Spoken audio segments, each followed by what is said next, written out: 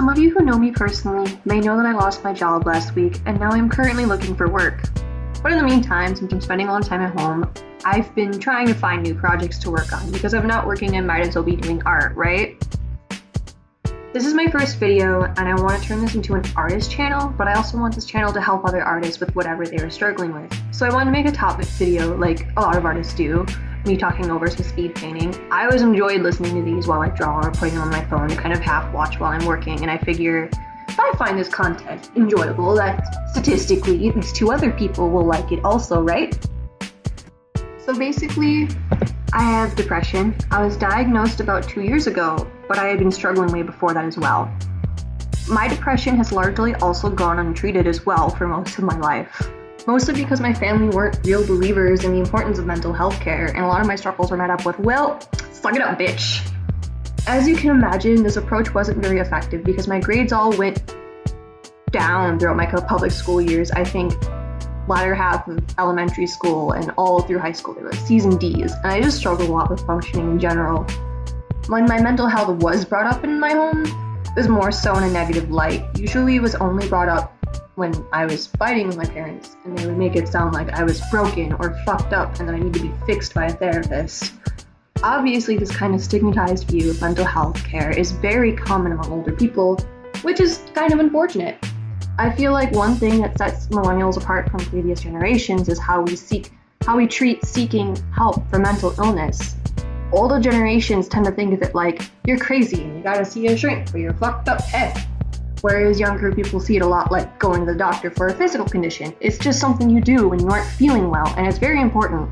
Unfortunately, I was not brought up that way, and I didn't work up the courage to call the doctor until I was like 20. Even then, with medication and therapy, sometimes I still feel like I'm at square one, but there are some things I try to do in combat my depression. One thing I try to do is breaking down tasks into steps. A lot of times, depressed people struggle with motivation, and I'm definitely one of those people. On a bad day, I struggle to even get out of bed. But think about it, you can break it down into steps. First you take off your covers and blink your eyes a bunch and inch over to the edge of the bed, etc. And it sounds super weird, but breaking down even the simplest of things can help you complete them when you just have no motivation to do anything. Another thing I do when I know that I need to get something done that day is I leave it out somewhere where I can just pick it up and start doing that thing. For example, I've been trying to fill out job applications, but I have the attention span of a squirrel.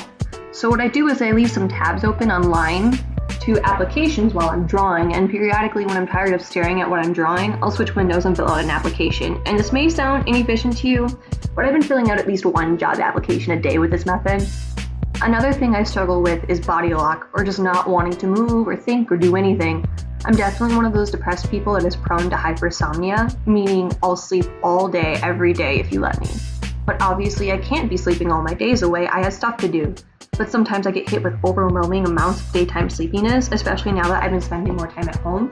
Usually when this happens, I'll chug some coffee and work on some housework until the drowsiness subsides, which usually it does.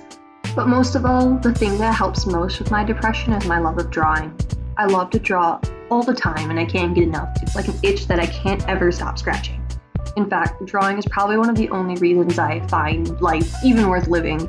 So I guess my advice is just find something you're passionate about, something that gives your life meaning. Drawing gives my life meaning. Maybe for you it's the same thing, or maybe it's sports or religion or something else. Either way, you need to find something worth living for. A lot of my depression just stems from how pointless everything is. We're just on a spinning rock floating in space among other spinning rocks and stars. What happens when we die? Even if I didn't ever accomplish anything in my life, what difference would it make? We all die anyways. A lot of my depression stems from just how much energy it costs just to exist. The amount of upkeep we need to do on our bodies and minds, how exhausting life in general is, and there isn't even an end game really. But drawing lets me create and tell stories and connect with other people, and that brings me a lot of happiness, and I guess that's why I bother keeping myself alive these days. Anyways, I hope your life is happier than mine, and best of luck to everyone in their artistic endeavors.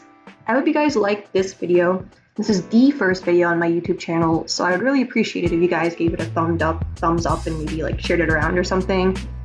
Just help girl out, yo. Otherwise, there's still a lot left of this painting video, so I'm just gonna peace out, and you can watch the end if you are interested in seeing what the end product looks like. Otherwise, I'm just gonna fuck off. Bye.